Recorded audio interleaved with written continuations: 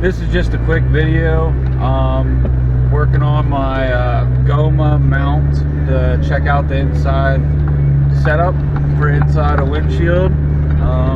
So far I think it's working pretty good. Setup real easy. One thing I'd like to say is that I did forget, well, I didn't really forget, I just didn't disconnect my sway bars. So it's a little bit rougher of a ride than it normally is, and I am really sorry about that. But that will test out the stability of the Goma mount and all the mounts in between the Goma mount and my Geek Pro 4.0 for stability and durability. So far, from just looking at it, it looks really stable. Doesn't look like it's moving much, which is really nice, and it's set up really nice in my Jeep.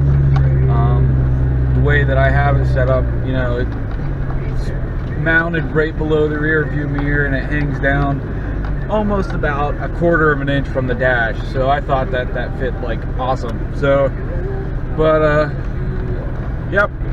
So we're just going up behind my house in the woods near where we hunt. This is an old logging road, which was a great Jeep trail. It's really muddy on the right side, but I can get over that.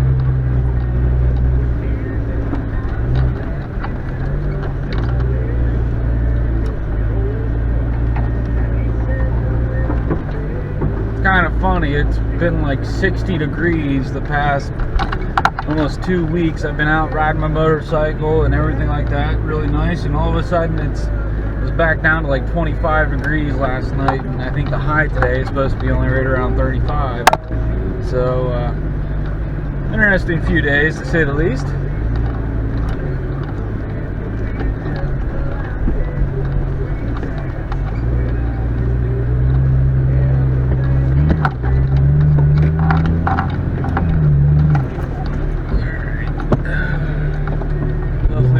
Soupy as last hunt.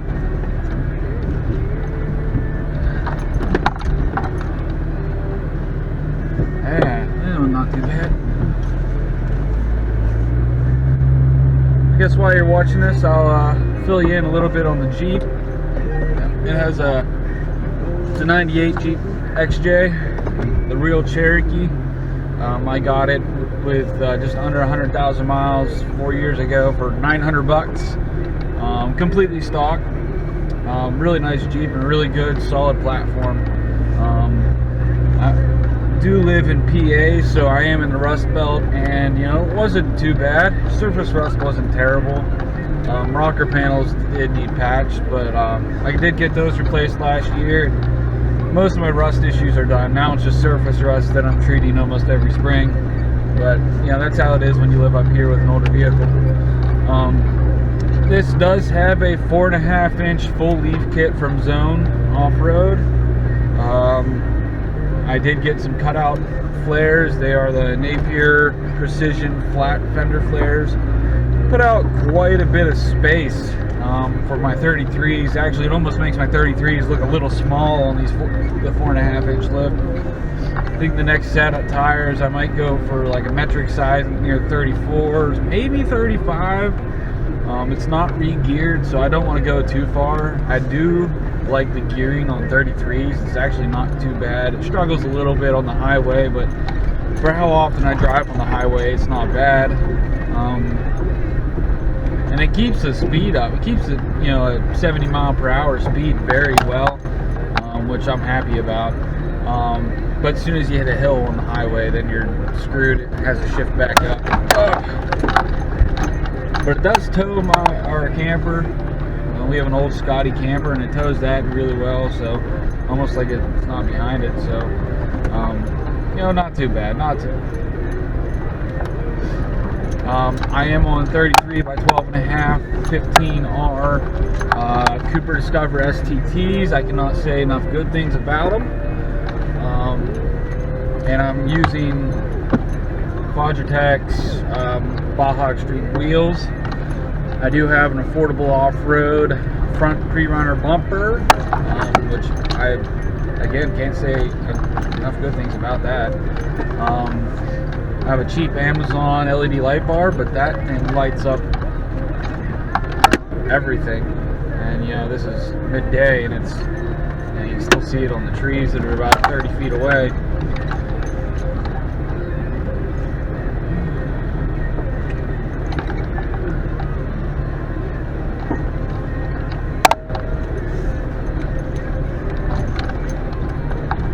soon be getting AJ Off-Road's rock sliders. I really like those.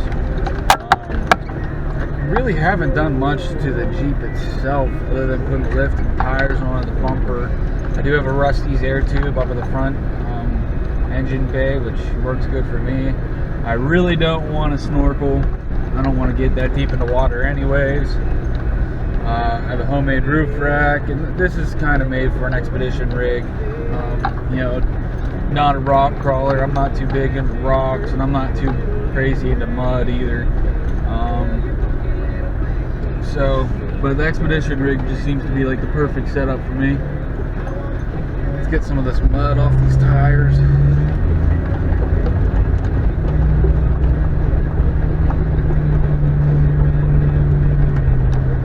Well, that means another week before I can completely finish the rust repair.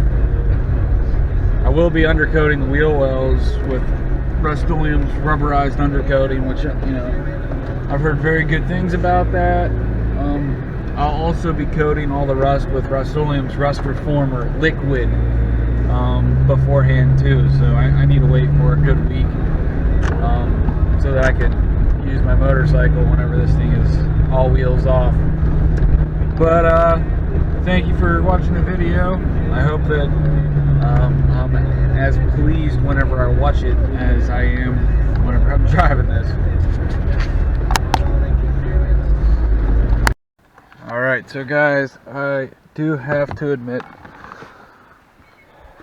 it must have got a little wet in the field where I was, and showed my weakness just a little bit with having no lockers, but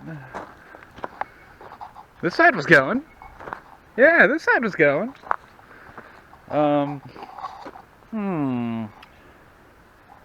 mean, they all four were going at one, you know, for majority of it. But whenever it really got down to getting really soft, it would have been nice to have a locker at least on one of the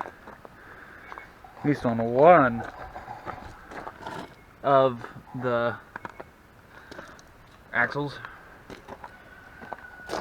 Boy, girlfriend ain't gonna like this, getting in on this side. Oh well.